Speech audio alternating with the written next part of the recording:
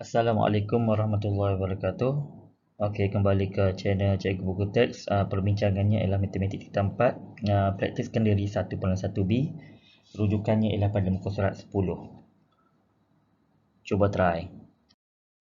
Baiklah, kita tengok pada soalan yang pertama 1.1b, di mana yang pertama soalannya ialah dia minta kita tentukan bentuk graf. Tentukan saja bentuk graf, sama ada graf minimum ataupun graf maksimum. Okey. Yang tu kita sebenarnya kena bergantung pada nilai A kita. Jadi kita tengok pada X kuasa 2 tolak 4X tambah 1, di mana fungsi kuadratik yang diberi pada Fy. Maka di sini kita tengok pada nilai yang A pada fungsi kuadratik yang diberi. Maka nilai A nya sebenarnya merujuk kepada 1. Okey, jadi bila A merujuk kepada 1, jadi bila A sama dengan 1, kita boleh kata bahawa nilai graf yang akan dibina ialah graf berbentuk parabola seperti ini. Okey, yang itulah bentuk graf dia. Sebab dia nilai dia ialah 1, di mana dia ialah 1 sebenarnya lebih besar daripada 0. Jadi graf dia ialah graf berbentuk parabola U. Okey, seterusnya ialah soalan B. Soalan B ialah kita tengok dulu, sama juga kita tengok A dia berapa dulu. Okey, sekiranya kita dapat A sama dengan nilai kurang ataupun lebih daripada 1, maka kita boleh tentukan bentuk grafnya. Okey, sini kita tengok nilai A kita. Daripada soalannya kita boleh tengok sebenarnya bila kita tentukan dalam bentuk A, maka dapat A sama dengan negatif 1. Okey, jadi bila A sama dengan negatif 1, maka seperti yang kita tahu, sekiranya dia A kurang daripada 0, maka bentuknya ia akan jadi bentuk parabola seperti bentuk N ataupun U yang terbalik tu. Okey, seterusnya kita tengok soalan nombor 2. Okey, soalan nombor 2 ialah dia minta kita nyatakan sama ada nyatakan julat nilai A dan nyatakan sama ada graf tu mempunyai maksimum atau minimum. Okey, nyatakan julat bagi A, maksud dia berapakah nilai sepatutnya bagi A, dan juga tentukan sama ada maksimum ataupun minimum. Okey, pada graf ni kita boleh tengok sebenarnya seperti yang kita belajar sebelum ni, sekiranya graf dia ialah A bentuk U, maka bentuk U merujuk pada A lebih besar daripada 0. Okey, jadi bila A lebih besar daripada 0, bentuk U, maka sebenarnya dia mempunyai titik minimum. Okey, untuk soalan B pula, okey, kita tengok sini, bila dia berbentuk N macam tu, maka sebenarnya nilainya adalah A kurang daripada 0. Okey, jadi bila A kurang daripada 0, kita tengok pada nilai yang berada pada U sini, maka sini akan dapat titik maksimum.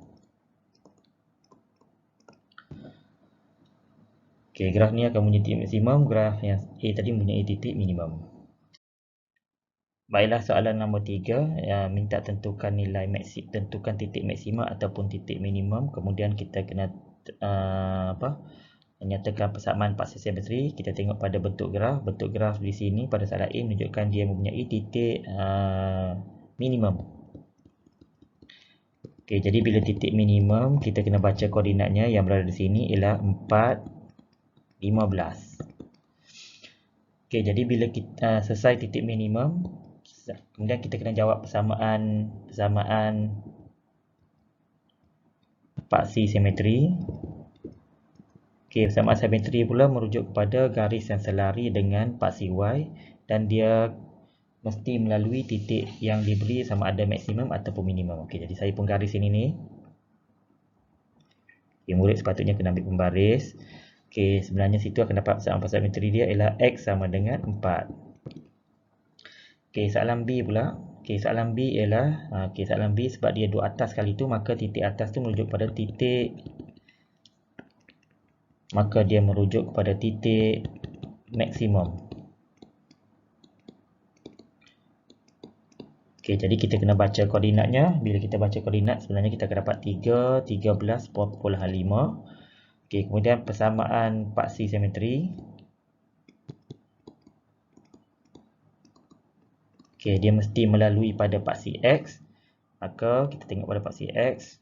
Okey, sebenarnya kamu akan dapat sini ialah X sama dengan 3.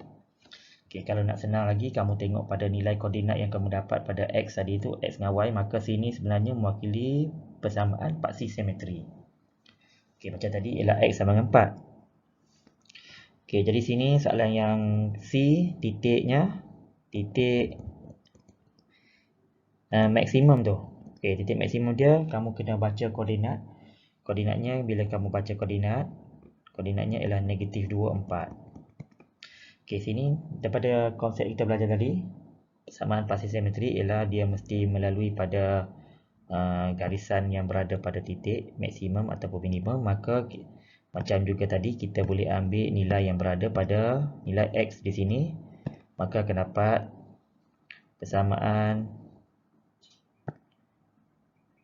persamaan paksi simetrinya ialah X sama dengan -2. Okey, seterusnya soalan D. Sama juga kaedahnya ialah kita kena baca nilainya. Di sini dia nilai titik minimum. Okey, bila titik minimum, maka kamu baca koordinat akan dapat nilainya ialah 2, -2. Okey, kemudian paksi simetrinya merujuk pada nilai yang berada pada X ini ataupun nilai yang berada pada selari dengan paksi Y. Okey, maka di sini jawapan dia akan dapat X sama dengan persamaan paksi simetri X sama dengan 2. Okey, selesailah soalan muka surat 10. Jangan lupa subscribe channel Cikgu Buku Teks.